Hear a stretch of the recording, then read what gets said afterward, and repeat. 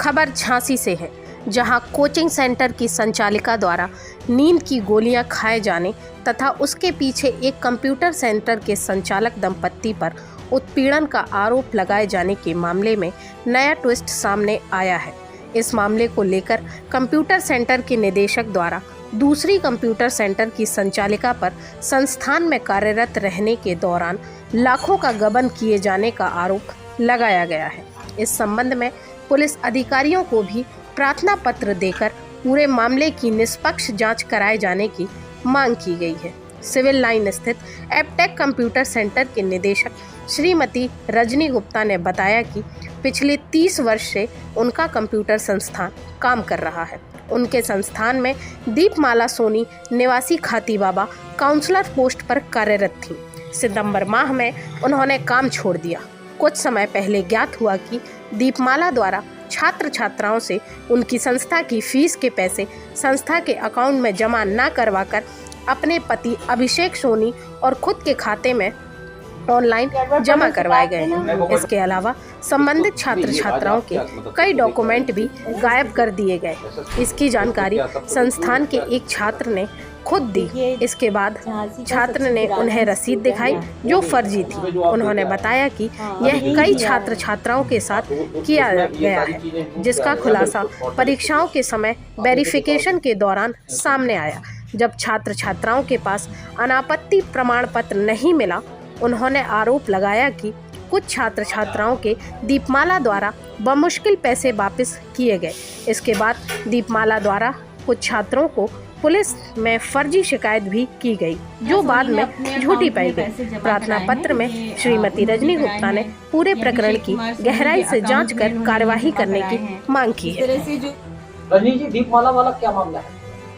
देखिए, हमारा इंस्टीट्यूट 30 साल पुराना बुंदेलखंड का सबसे पहला कंप्यूटर इंस्टीट्यूट है और अगर हम कहें तो झांसी की शान भी है, क्योंकि हमारे ही पढ़ाए हुए बच्चे और यहाँ पर काम कर रहे हैं और आपको हर जगह मिलेंगे।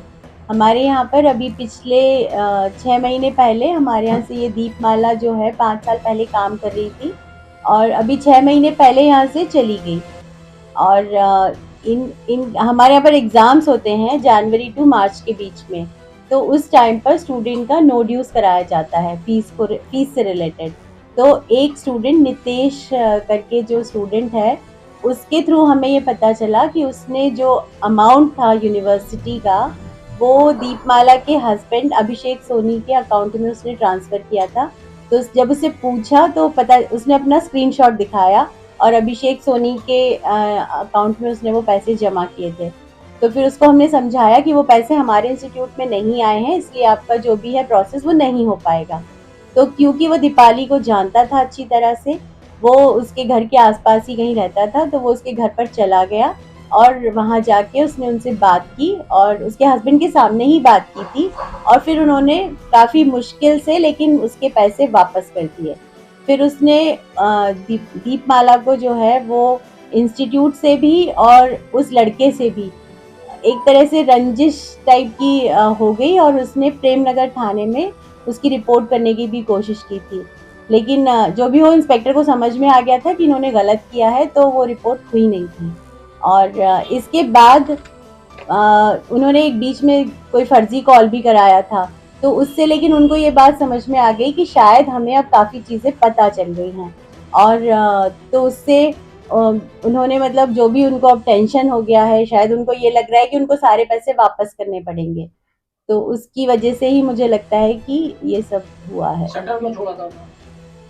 सेंटर उन्होंने जब छोड़ा था तब 6 महीने पहले उन्होंने, हमारा एक स्टाफ है, पुराना स्टाफ है रामपाल के, उसमें कुछ उन्होंने बात हुई थी और उसी टाइम पर उन्होंने वो छोड़ दिया था।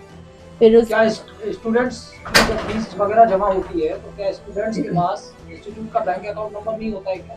होता है। जैसे काउंसलर थी वो हमारे यहाँ पर, तो जो काउंसलर ही सब बच्चों को गाइड करती है और इंस्टीट्यूट के अकाउंट में अभी तक वो पैसे जमा कराती भी आई है।